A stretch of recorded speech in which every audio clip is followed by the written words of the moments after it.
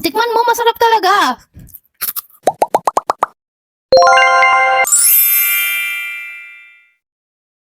Mga gastador, mapapagastos na naman kayo dito. So marami akong dumating na parcel, pero ito yung unahin natin. Another parcel for Valerie! Char. Let's see, what is this? Alright. Wow. This is it, pansit. Ayan. Another Horde products ng Nissin Wafer na vanilla. Bilangin natin kung ilan to. Meron akong isa, dalawa, tatlo, apat, lima,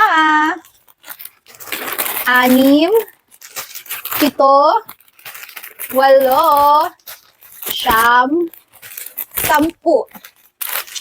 So kung natatandaan nyo, nag-hoard din tayo ng kanilang Nissin Wafer na chocolates, yung ganito. 12 pieces actually yung nabili ko na ganito kasi that time is kahit 12 pieces free shipping pa din. So ito naman is 10 pieces yung nabili ko. It is because pag ginawa ko siyang 12, nagiging ano na siya, may 5 pesos ka nang babayaran sa shipping fee. Alam niyo naman ako, B. Kahit naman sino, di ba, ayaw magbayad ng shipping fee. So 10 piso na lang, ay 10 piso. 10 piraso na lang yung binili ko. So, meron na tayong vanilla at meron din tayong chocolate. And they are both masarap mga person. At hindi lang yon. Hindi ko na siya napakita sa inyo, pero bumili din ako ng ganito, yung butter coconut. Aminin nyo, masarap din to. Pero ang nabili ko lang nito is 3 piraso. Ayan. Pero for today's video, ito lang yung titikman natin, yung kanilang vanilla. Siyempre, kahit naman siguro kayo, alam nyo na yung lasa nito, no? Pero na-excite pa din ako. Tcharan! For me ha, mas matamis to kaysa dun sa chocolate nila. Ako lang to, B. Para sa akin lang yon. Ang sarap. Eme. Siyempre yung isa, i-open natin. Ito,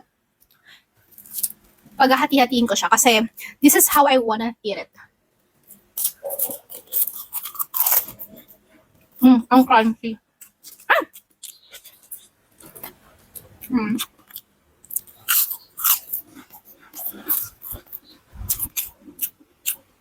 Sarap. Last.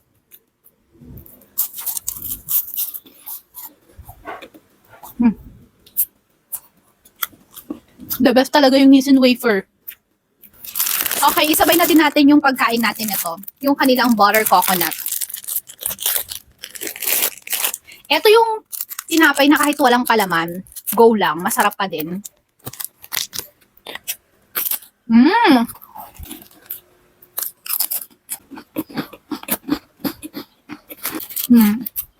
Try more. Sarap, no? Tikman mo, masarap talaga.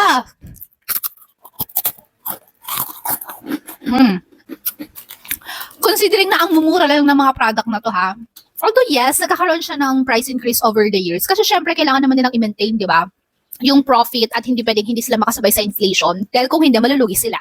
Iba pa rin talaga yung mga products na to. Masarap pa din talaga siya. Kumbaga, choice mo pa din siya. Kung sakaling may iba ka pang pagpipilian, pipiliin at pipiliin mo pa rin siya. Palagi. Ay,